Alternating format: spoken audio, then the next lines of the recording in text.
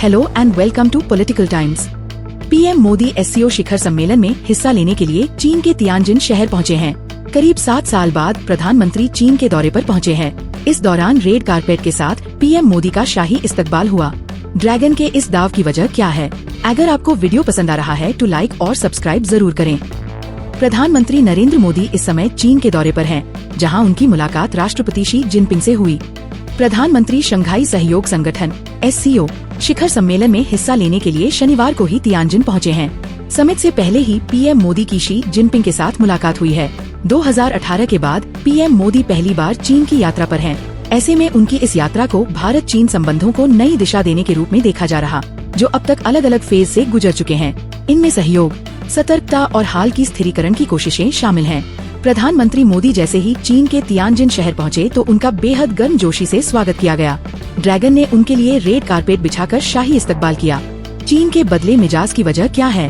हालांकि जिस तरह से चीन का भारत से रिश्ता रहा है, उसे देखते हुए इस भव्य स्वागत को लेकर कई तरह चर्चाएं भी हो रही। एक्सपर्ट्स के मन में सवाल है कि चीन कहीं भारत के कंधे का इस्तेमाल तो नहीं कर रहा। अमेरिका के साथ भारत के रिश्ते मौजूदा दौर में सामान्य नहीं है। ट्रंप के टैरिफ बम का तोड़ निकालने की कवायद मोदी सरकार लगातार कर रही। ऐसे में उनका ये चीन दौरा अहम माना जा रहा, क्योंकि इस यात्रा में प्रधानमंत्री मोदी की रूस के राष्ट्रपति पुतिन के साथ भी द्विपक्षीय वार्ता तय है। इसमें हालिया घटनाक्रम पर चर्चा के साथ कोई अहम फैसला हो सकता है। एक्सपर्ट्स के मुताबिक अगर भारत, चीन और रूस साथ आ जाएं, तो अमेरिका को कड़ी चुनौती मिलेगी।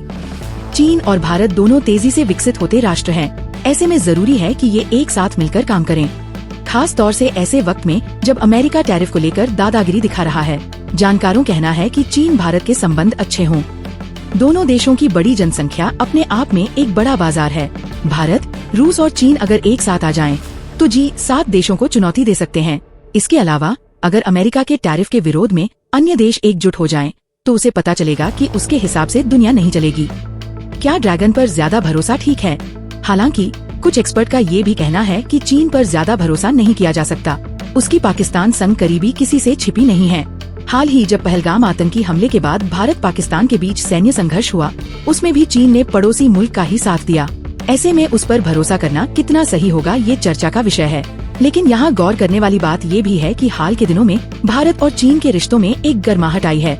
रिश्तों में धीरे धीरे आ रही गर्माहट। चीन ने भारत को रेयर अर्थ मैग्नेट्स, फर्टिलाइजर्स और फार्मास्यूटिकल्स की सप्लाई फिर से शुरू करने की बात कही। भारत भी सीमा पर तनाव कम करने के लिए चीन के एक पुराने प्रस्ताव पर सहमत हो गया है।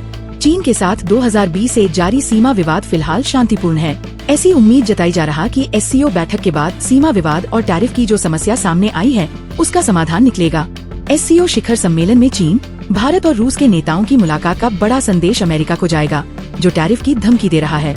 एससीओ समिट को क्यों माना जा रहा अहम? कुल मिलाकर जिस तरह से अंतर्राष्ट्रीय राजनीति बदल रही है, उस परिप्रेक्ष्य में पीएम मोदी का ये चीन दौरा महत्वपूर्ण फेज माना जा रहा।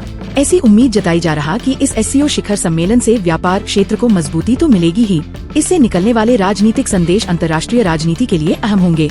आपके क्या विचार है? कमेंट में जरूर बताएं। Bye and don't go to like and subscribe.